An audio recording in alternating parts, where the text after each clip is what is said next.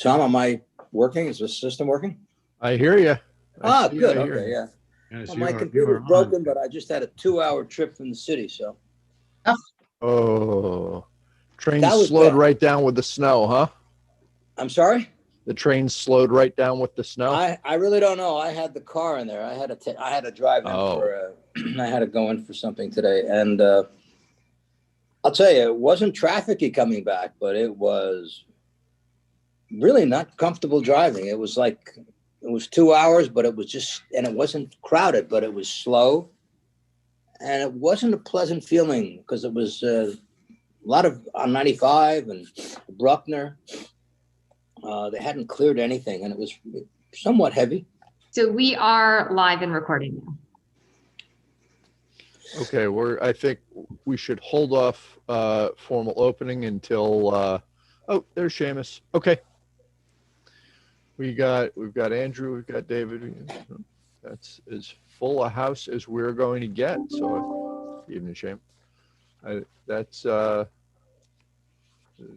clock is struck 7:30. We've got everyone we're going to get. I think move to open the meeting. Second. All in favor? Aye. And we're open.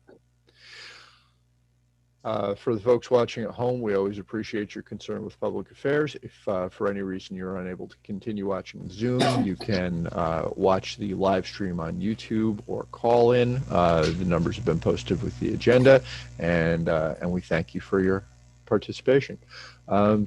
We have no applicant items tonight, so we're going to move right to the administrative items. The first one is the LWRP, where we left that at the work session.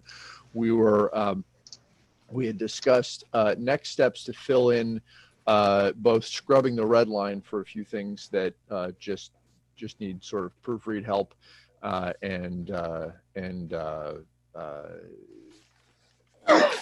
that sort of administrative cleanup. And then there were substantive issues that needed things added. And we've got to prioritize what we're going to do, figure out who's going to do it. Amber, you're gonna see what we had surviving from that list. Where are we at? Yes. So the list that William had shared the last meeting prior to the last work session, Steve and I were able to review and update. So I can share my screen now. We had a couple of points that we wanted to clarify with you guys. And once we get clarification on those, I'll circulate that document with the commissioners. So let me just pull that Word doc up.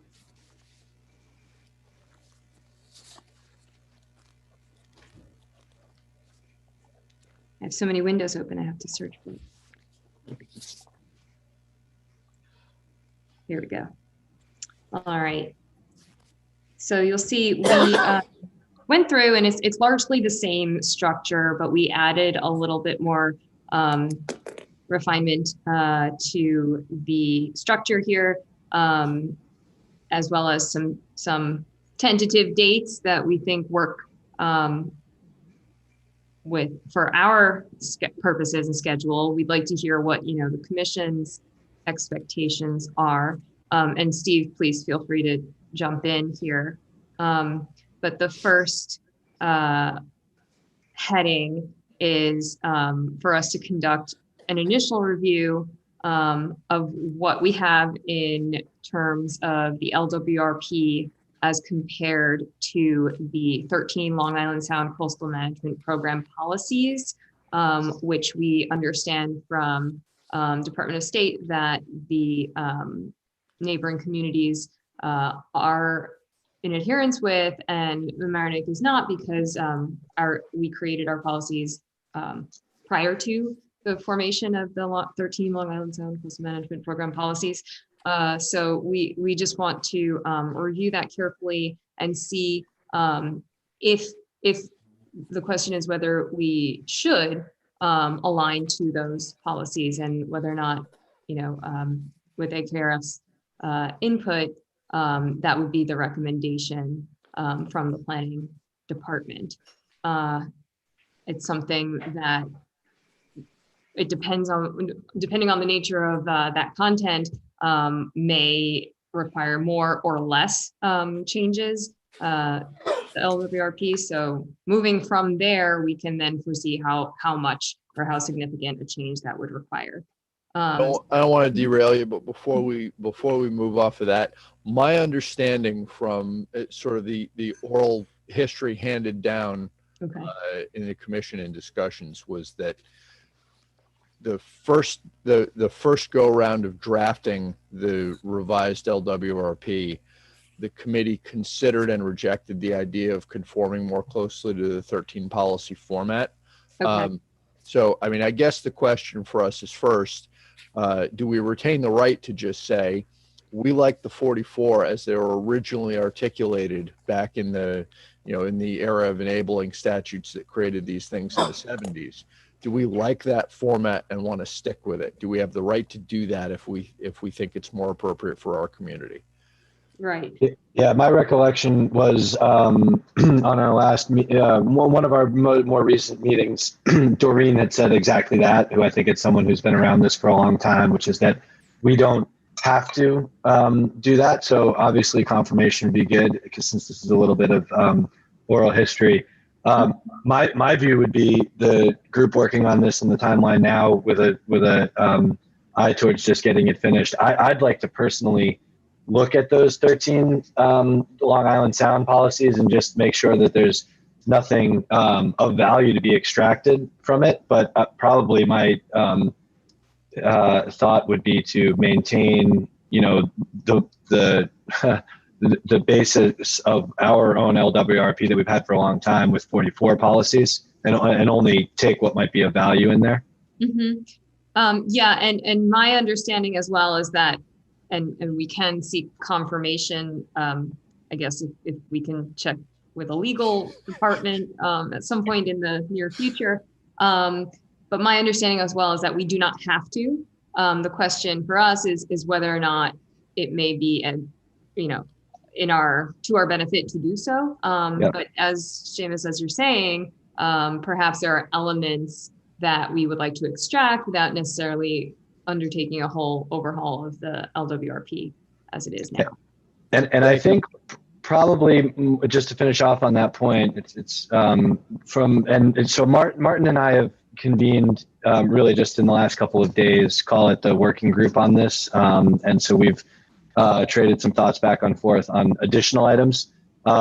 Maybe one thing that we could do is have, Amber, you, Martin, I, and whoever else is relevant meet even before our next work session to progress a few of these things. But I think that we're going to ultimately create an entire legal work stream. My view of it from looking at the red line is it's not going to be extensive. But I know that there are, in the back of the red line that we have, some chapter 240 code interactions with the LWRP. So I think probably one thing that we should do is develop a list of focused items that we want council to review, and then ask them to do so. And that one, is everybody hearing the vibration in Seamus's audio, or is it just me? Yeah, I am. There's a warble. Yeah, let me try to switch off my headphones, but that was all I had to say for the moment. So hold on.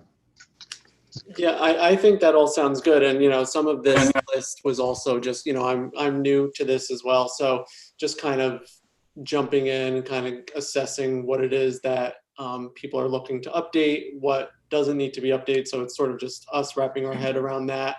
We were thinking between now and the next work session, but as you said, Seamus, kind of having a regroup so we can build on our institutional knowledge on what's been done in the past and everything. That sounds like a good idea. And we can build off of that from there. Yeah, I derailed Amber by asking a question though. Go ahead and pick it up.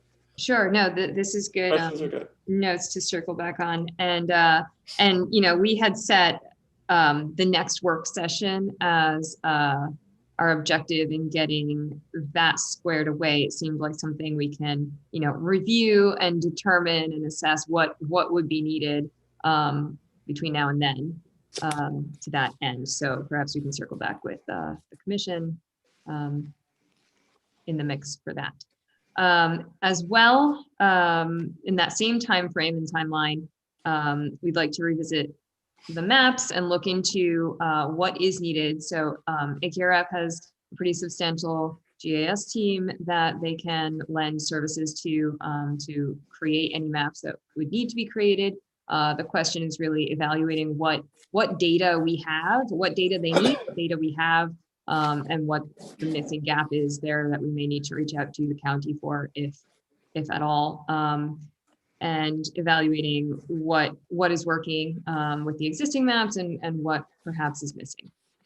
So that's really just looking into what's needed there. Yeah, and let me know, sorry to jump in, but maybe we just deal with this along the way. Is the audio any better there without being on the headphones? Yes. Yeah, Great. better. Thank you. Okay. Yeah, and I think probably what we'd want to do there, and again, I'm thinking of maybe one smaller group that meets between the next work session, is I think it's going to be helpful for us to see a list of the maps, just, you know, however many dozen there are. I don't think it's a completely insane amount. I mean, I think if we can just list the maps and you know, beside each of them, just say, is this something that we want to consider updating or not? You know, I think anything where we can create an inventory of actionable steps and then knock them off is going to be helpful. So I think maps is probably one of the longer lead items here, would be my guess. So developing that list and then trying to prioritize it and progress the updates is what I have in mind there. Okay, I can go ahead and do that if you want me to take that up. Yeah, I think that'd be really helpful. Thank you. Okay. I would like to reemphasize, I think I agree with Seamus that we could possibly meet in between now and the work session to move some of these things along as well. I don't think we have to wait until the 12th to get things moving. Oh, sure. I think the idea was to have this completed by the 12th so that we to move on to the next stage by then. Great. So from there, that will determine what actual content needs to be updated. So that's why you'll see this next bullet is scheduled for the following work session of February 9th. So that would be drafting the actual content changes, if any, and creating any maps as necessary, which after phase one, if you will, we'll know how, we'll have a better sense of whether or not that's a realistic time frame. But it seems like it should be to have that completed by. Yeah, can I just say real quickly, if I remember properly, the wildlife inventory was from the 80s. Right. That was something that needed to be updated, and that work was done. I have to check my file, but there is a more recent list that was already compiled. I think it's just a matter of incorporating it. I think Martin's Martin, do you want to speak to that? I think you have the ability to get access to some of that list, and we can see how thorough it is for what it would need to be. Yeah, I mean, if it's coming through the Marine Education Center, one of my coworkers at Save the Sound, Peter Linderoth, works with the Marine Education Center, as well as Kyle there. We could reach out to and see if they have the updated list. Yeah. Or also, we should also maybe ask them for a list that they might have, because they might have something that's even more contemporary than what's floating out there. Yeah, it might even be more comprehensive. To your other point, Andrew, about stuff being from the 80s, in our quick back and forth, there are other things in there that are like 1980s information as well. One thing that it talks about on page 48 is in 1984, marine activity contributions to the local economy were estimated at more than 18 million annually. So can we get a more current number on that than 1984? I think a lot of the references in this document are going to be from the 80s. So I think it needs a full read through, and Yeah. any references to any data from the 80s should in some way be updated to the current data. Yeah. Oh, go ahead. No, go ahead, Amber. I'll follow you. Sure. 2 points to that end. One is you'll see that, and I'm realizing now as I'm looking at it that it's maybe in the wrong place, but reviews by others reviews by other experts that we, feel should certainly weigh in on this. We've identified as definitely needed. The second point is really Steve and myself, Steve and I, having started in the last joining this conversation in the last couple of months. We're trying to get up to speed with what actually has been reviewed. At what stage is this draft in terms of these additional reviews? So it sounds like there was a list at some point that identified things that needed to be updated here. I'm not certain if I have that list and on our files and on the staff end. So if there's anything of that nature that you could share with us, this would be helpful for us getting us to speed.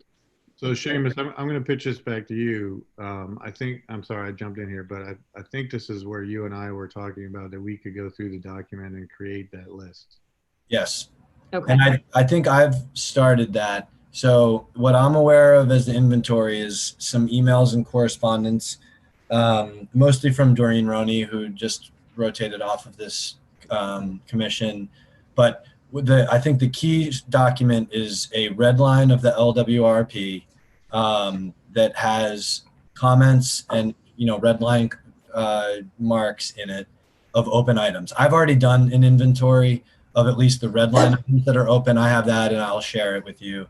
That's what Martin and I have been corresponding on. There's probably additional items that just a read of the clean document itself to try to identify references to the 80s, like Martin was talking about. I think the critical next step that I don't believe exists, but is what we're talking about, and is probably something that the next meeting, if we do that, and then followed by the work session, should allow for, is we don't need a markup of this big document at this point. We need an issues list. We need a list of the items that are open that need to be closed out with a responsible party, a process. And so if it's creating a map, we have a list of the maps that Steve has already offered to create. I have the open items from the red line. We'll go through and compile, references to the 80s.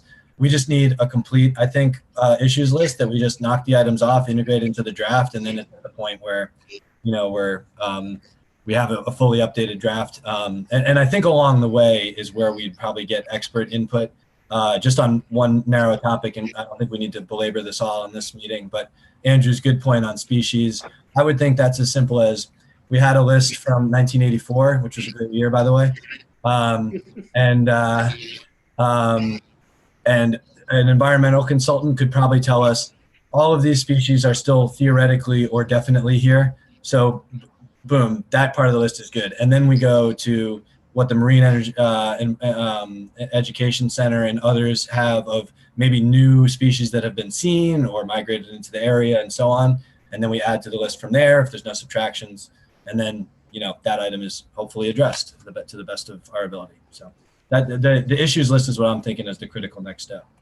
I think if at all possible, it would be helpful as well for us, just for our purposes, to understand a timeline of what this commission has seen and what environmental review has already taken place. And that's something that I can try to find out on the staff end here.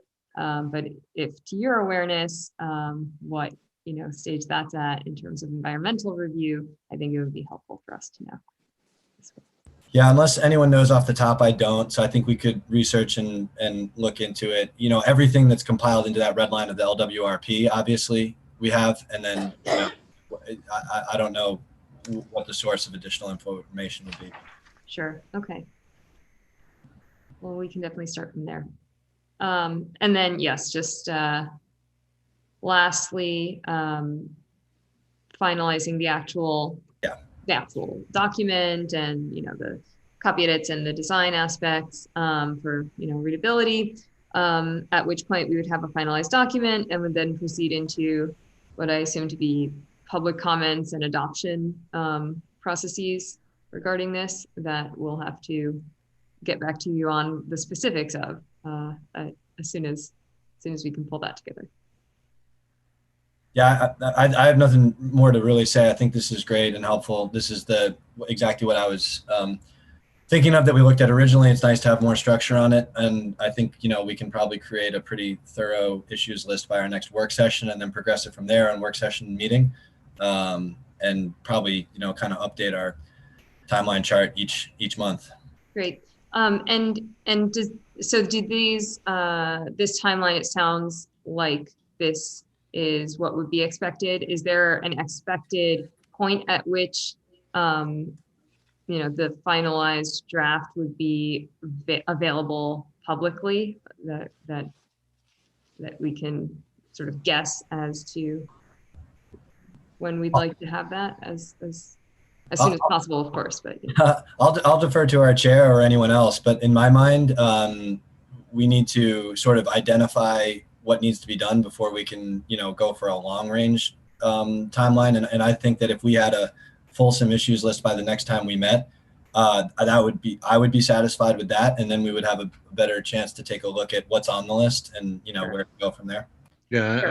I agree, Seamus, because we really don't know the amount of work that needs to be done yet. But I think once we have a complete list and we can assign those things off and know how long it's going to take to complete each of those items, we can make a more, educated assessment of what the timeline would be past the work session. But what you put together here, I think is great, is a great structure for us to work from moving forward. But as Seamus said, we'll update it at, I think the next work session, we can really set some solid dates around things.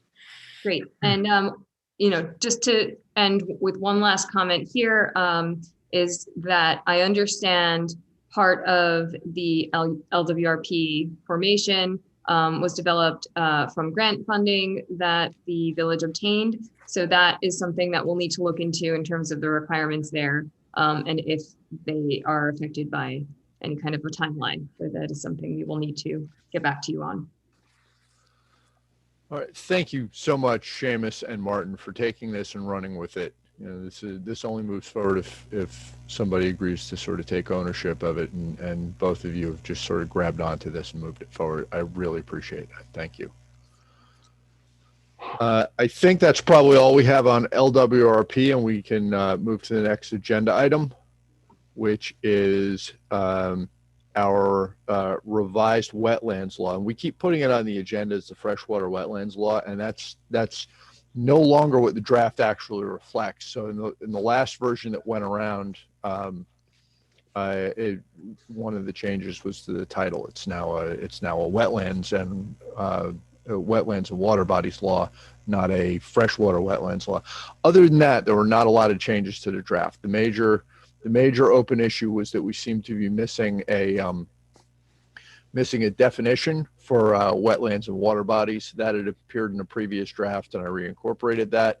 We also had, we've looked at the tree law, which isn't final, but in some form is going to be final. And I think we all recognize that while there's some work to do on that, the work to do around that has to do with dangerous trees, inspection, and private property rights. What I don't think was controversial was the definition of clear cutting there. We had a different one, so instead I incorporated the proposed tree law definition of clear cutting. So I emailed all this around to the commissioners so you'd have a chance to look at it in advance on I think Monday night, so everybody have an opportunity to look at it.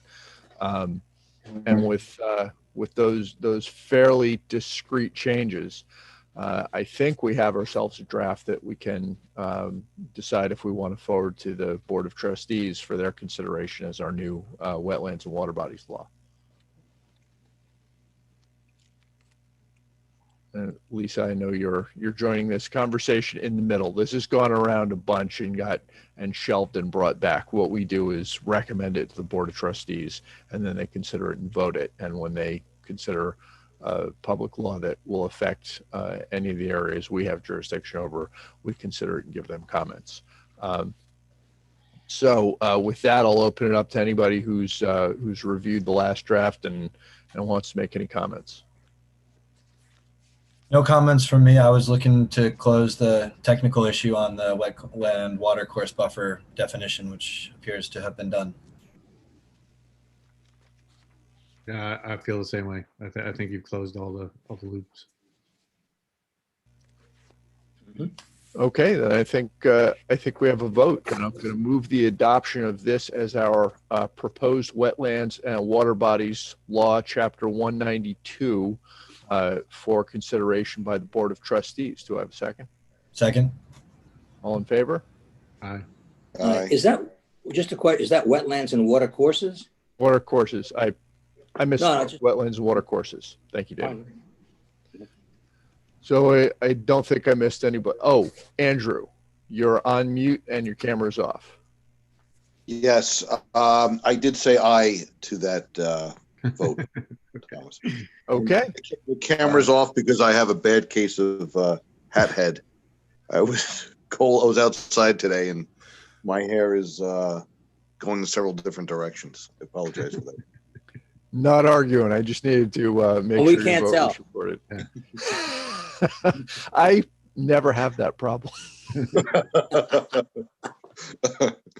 Okay, so we have a unanimous pass. So we can move on from our chapter 192. We have as our next agenda item the consistency determination on the block grant. And there are two of these. One of them is the East Prospect and Waverly restoration of the sidewalks, and the other is the repairs to the exterior of 1110 Franklin. I think let's so these were two draft letters that I wanted to discuss briefly, and they're up on the agenda as discussion drafts. Did folks have a chance to look at these? I did look at them. I printed mine out, but I don't have it with me for some reason. Just make sure that I've got. Was there anything new since our work session? Well, the drafts were a little different than what I expected, which is why they're up as discussion drafts. And life being what it is, instead of turning around a counter draft, I just pass them along to make sure that I have that everybody's looking at these the same way that I am.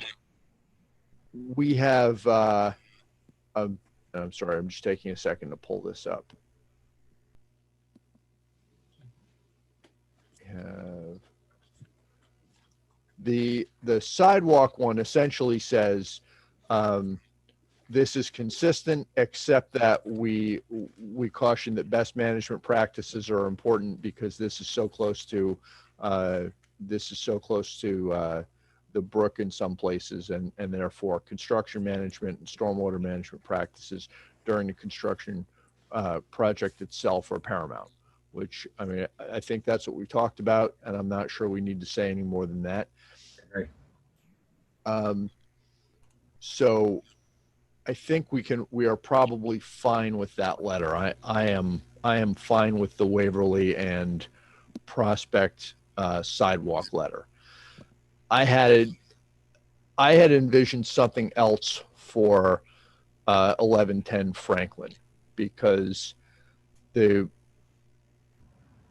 letter that the draft letter we're looking at essentially explains how it should be typed as a secret action, and that we think it's a good idea overall and therefore should be done.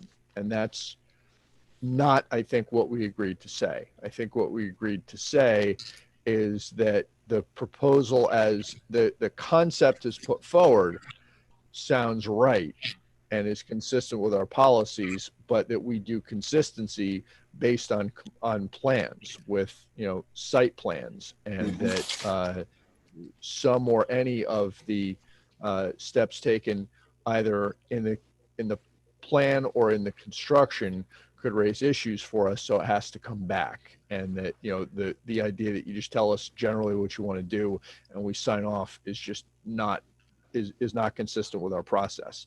And the letter doesn't say that. So I wanted to make sure that folks agreed with me that that letter doesn't express our views as a commission, that our view as a commission is that the concept as put forth is not a complete application. The concept is consistent with our policies, but that's not how we review it. We do consistency based on plans. Here's how you do it. You bring it back to planning and us, and if planning doesn't have to review it, you bring it straight to us. We consider it for consistency based on an actual site plan, a completed CAF, et cetera, and that we can advise about issues, but we can't find consistency without that. That's what I think the letter ought to say. Am I going sideways on that, or is that the view of the commission? No, I agree completely. I agree with that. Yeah, that was the main issue during the work session too, is that there aren't any plans. So, we're basically guessing on an idea, so. Okay. On both fronts, you've articulated exactly my thoughts. Yep. All right, we're all on the same page then. I think we're good with the sidewalk letter. I am going to circulate a draft by realistically 3 p.m. tomorrow. I can get it done. But certainly by close of business tomorrow, I can get everybody a redrafted proposed letter, comments straight back to me, because we can't deliberate outside the opening meetings context. So you can't loop everybody in. Comments back to me, and I'll centralize them, and then we'll get a letter out Friday morning on the house renovation community development block grant. And we're not going to take any more time than we have to, or give them any harder a time than we have to, because we're glad to see CDBG work being done again. It's great. I just think they misconstrue the process. We have to explain how it works. We will deal with their application as speedily as we are able. They come back to us with a set of plans. We'll consider it right away. We'll tell them if something needs to be changed or reconsidered, and we'll get it considered as quickly as we can. But we don't erase our process. Martin? Yeah, just a quick thing, Chairman Burt. So we had also discussed with these sidewalks about the possibility of them, maybe doing a strip of grass along the side or things like that to work as rain garden type control of stormwater runoff and things like that from the permeable surfaces. Do we need to include that in this letter, or do we wait until we get the plans to make those types of suggestions? I mean, I feel we could be a little preemptive on some of those things, maybe. Might be smart. And that's an easy edit to the letter. So I'll deal with both of those letters the same way. I'll have them out as early in the afternoon as I'm able tomorrow for comment. I think we all understand how, there won't be much of an edit on the sidewalk one. The house one, you'll see. If you've got comments, you'll let me know. One piece of follow-up. It would be better to put that in the letter at this time, because technically the state and the county need the consistency determination, not for the project, but to be able to use federal money for a project. So I would definitely advise you, if you have any specific concerns, comments, suggestions, put that in the commentary. As far as the sidewalks, I did present this to the board on Monday night. I let them know of the meeting that was held last week, and the general guidelines you had mentioned, and the board was supportive of that, and was going to echo and adopt your comments as part of the official village comments back to the state. Terrific. Thank you, and I'll turn it around tomorrow.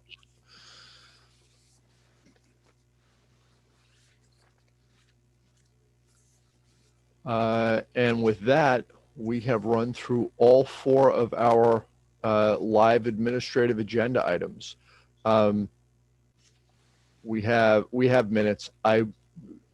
Because of the press of other business, I was unable to spend much time with the July 15 minutes. I don't want to vote on those tonight because I haven't given them a careful read. If there's real pressure to do so, I suppose we could deal with that, but I don't think we need to. All right. Is there any other business we have to attend to? Thomas, can I go back to LWRP for a quick second? Sure.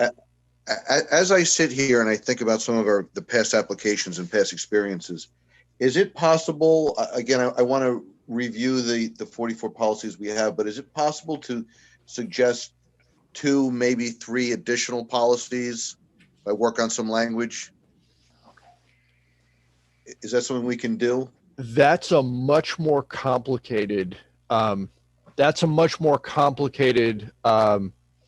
proposition than it might look like on the surface.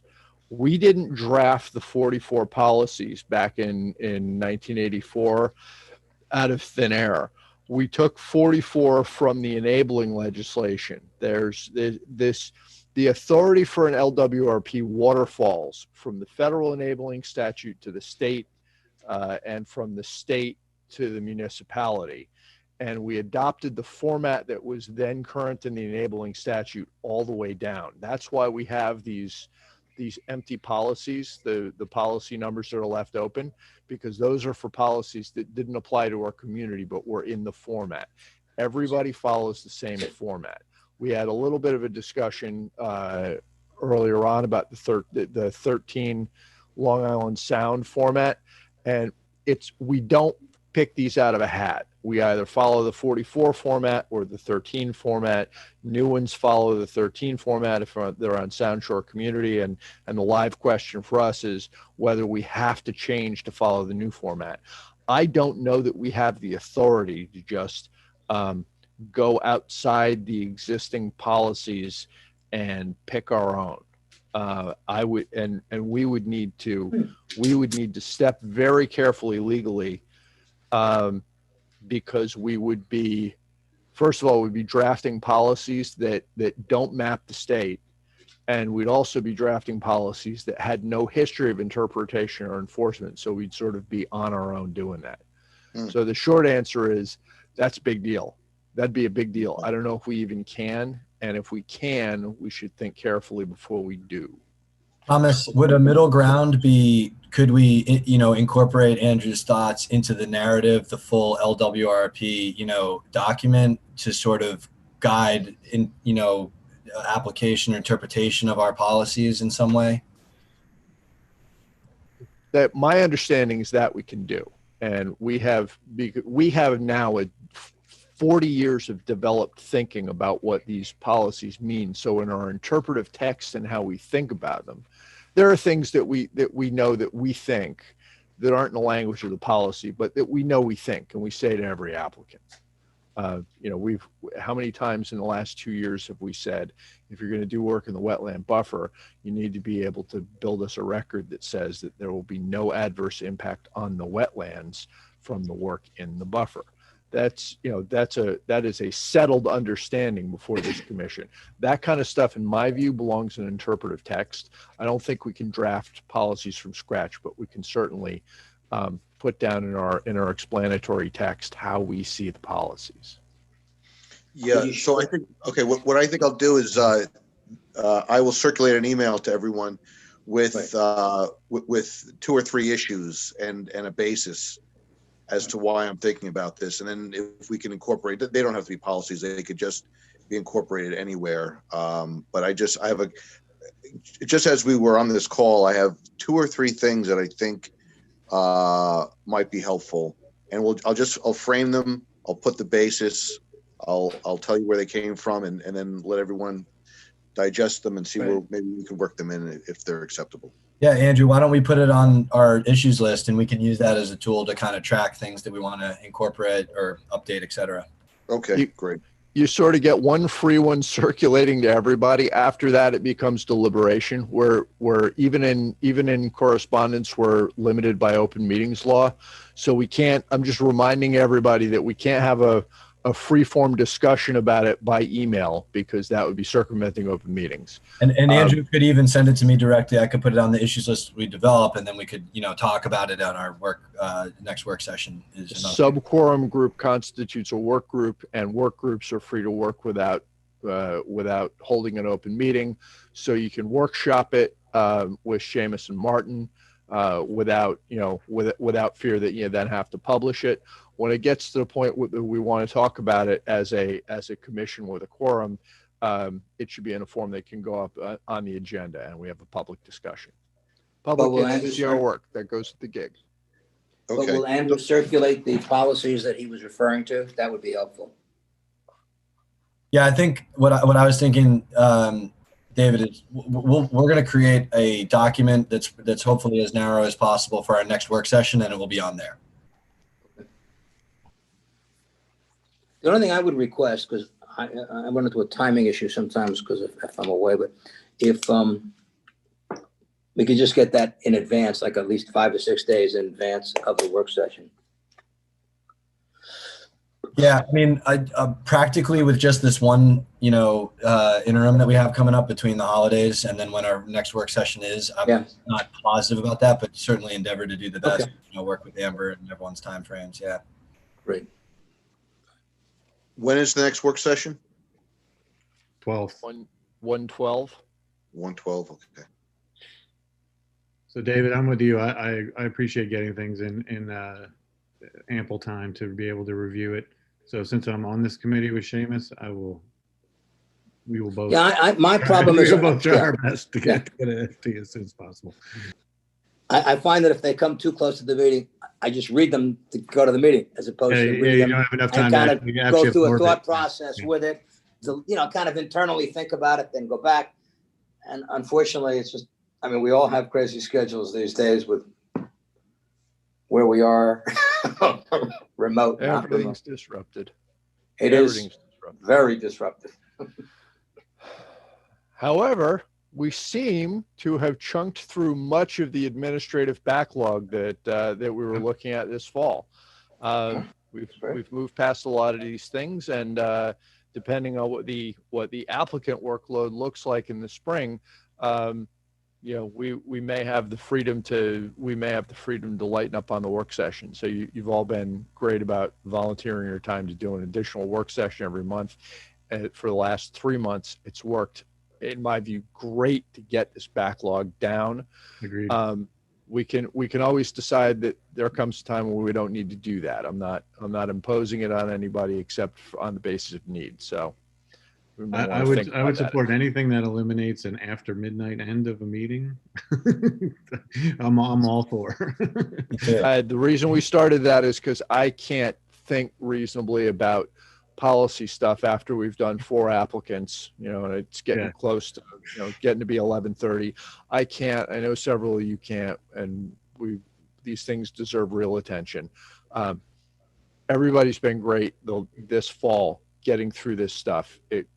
We got very backlogged. We got very busy. You've all put in a lot of effort to getting us back to a place where I think we have a reasonable, manageable set of stuff in front of us. Thank you. All right, so I think we have run the agenda. So I'm going to make a motion that we adjourn. Second. All in favor? Aye. Aye. Aye. A blessedly short meeting. Thank you, folks. Have a happy holidays, everybody. Happy holidays and be safe. Happy holidays. Welcome, Lisa. Yeah, welcome, Lisa. Hi, Liz. Good night, everyone. Bye. Good night.